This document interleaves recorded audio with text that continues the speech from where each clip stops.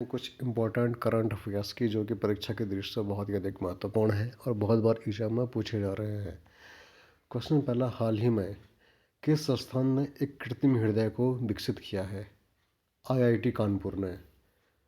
IIT Kanpur ने क्या किया है कि लैब में एक आर्टिफिशियल हार्ट को डेवलप किया है, जो कि भारत की बहुत बड़ी उपलब्धि है। नेपाल के नवीन प्रधानमंत्री कौन बने हैं? तो पुष्प कुमार दहल प्रचंड। प्रचंड इनका उपनाम या उपाधि है। तो ये माओवादी नेता भी रहे हैं पहले और मार्क्सवादी पार्टी के नेता हैं नेपाल में। नेपाल में जब राजतंत्र था तो उस वक्त माओवादी आंदोलन चला करता था और उसके पुष्प कुमार दहल नेता रहा करते थे। क्वेश्चन, महामारी की तैयारी के लिए अंतर्राष्ट्रीय दिवस कब मनाया जा रहा है? तो 27 दिसंबर को। 27 दिसंबर को महामारी की तैयारी के लिए एक अंतर्राष्ट्रीय दिवस, अर्थात हम इसे कह सकते हैं कि महामारी का अंतर्राष्ट्रीय दिवस कब मनाया जाता है? 27 दिसंबर। बहुत ही इंपॉर्टेंट क्वेश्चन है, अभी पूछा भी गया था ग्रुप सी के एग्जाम में। किस देश ने हाल ही में ध्रुवी भालू की गणना की है और इसमें गिरावट दर्ज की है? तो कनाडा। कनाडा ने महसूस किया है कि ध्रुवीय भालू की संख्या लगातार गिर रही है, इसलिए इसकी जनगणना कराई गई है। कनाडा उत्तरी अमेरिका का एक देश है, उत्तरी ध्रुव के निकट स्थित है और उत्तरी ध्रुव पर पोलर बियर पाए जाते हैं। तो ध्यान रखिएगा, पोलर बियर जो पाए जाते हैं उत्तरी ध्रुव पर ही पाए जाते हैं, दक्षिण ध्रुव पर नहीं पाए जाते हैं। बॉम्ब चक्रवात हाल ही में बहुत चर्चित रहा, किस देश को प्रभावित किया है इसने?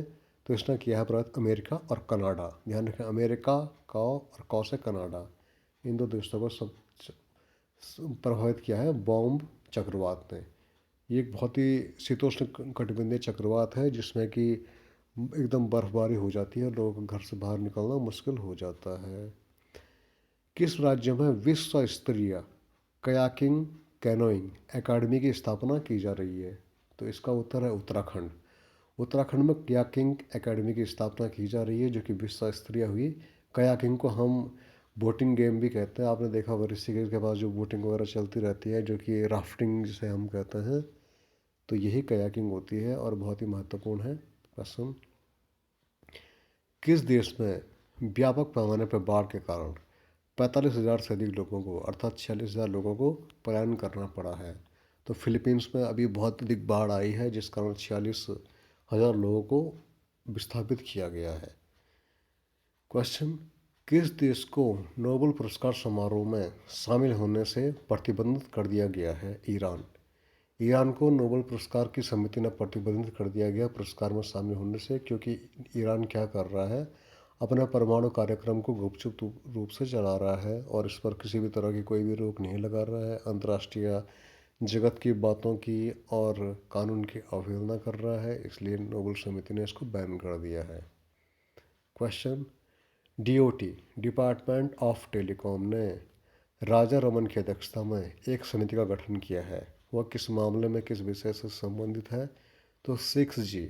हाल ही में 5G में काम चल रहा है और कुछ शहरों में इसको लॉन्च कर दिया गया है, लेकिन सरकार का जो टेलीकॉम डिपार्टमेंट है उसने राजा रमन के नेतृत्व में एक 6G के लिए समिति का गठन भी कर दिया है। ठीक, बहुत ही इंपॉर्टेंट क्वेश्चन है ये राजा रमन वाला। क्वेश्चन, किस राज्य की मौमलुह गुफा को विश्व विरासत का दर्जा दिया गया है? मौमलुह गुफा, तो मेघालय की गुफा है मौमलुह गुफा। यहाँ पर अभी कुछ पुरातन मौसम के प्रमाण मिले हैं, तो बहुत ही इम्पोर्टेंट क्वेश्चन है, ध्यान रखिएगा। मौ से मेघालय है और मौ से मौमलुह गुफा जिसको विश्व विरासत का दर्जा दिया गया है।